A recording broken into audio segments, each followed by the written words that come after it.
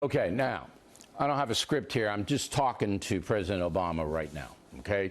It's just me to him. You say that the states that have the most gun laws have the least gun violence. Your home state of Illinois has perhaps the most stringent gun laws in the country. Chicago is the largest city in Illinois. Since 2012, there have been 6,000 shootings. 6,000 shootings in the city of Chicago.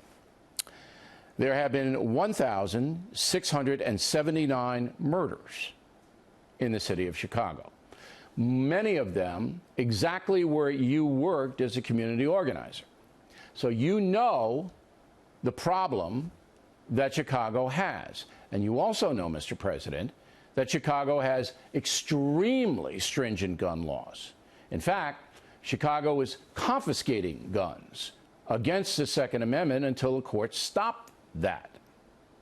So, most of the people in Chicago say, if we have all of these stringent gun control laws in our city and our state, why do we have a Holocaust? Why? The reason is that criminals who need guns to do their business are going to get the guns because there aren't stringent penalties if you violate gun laws in Chicago or Illinois. The laws are on the books, they're not enforced. And you, Mr. President, have not made an issue of it at all. In fact, you don't even mention the carnage in Chicago. You do mention the individual things like what happened in Oregon, but Chicago is like, doesn't exist, even though this is your turf, your hometown. You're the guy who was there. So I don't understand any of that. I don't get any of it. Okay, let's get on to the issue of individual citizens having guns.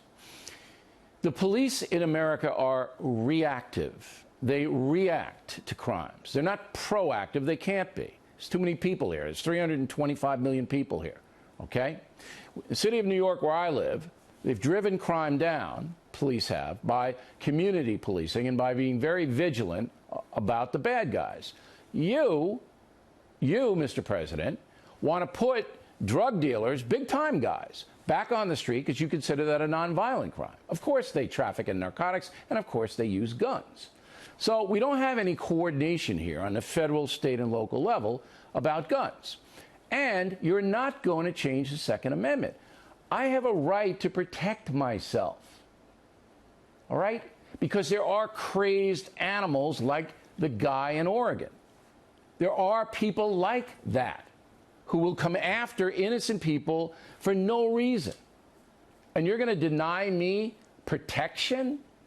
If I live out in a rural area like Douglas County, Oregon, where the nearest cop is 40 miles away, I can't have a gun in the house to protect my family? Come on. Now, reasonable gun control, the laws about registration, and you can't have an AK and all of that, reasonable people say yes. All right? But if you're going to have the law, enforce it. Put some teeth into it. Anybody in this country committing a crime with a firearm, 10-year mandatory prison term in a federal penitentiary. All gun crimes, federal crimes. That'll cut down on gun crime right away, but it'll never stop the individual nuts, ever. So let's be honest here about this and stop politicizing it.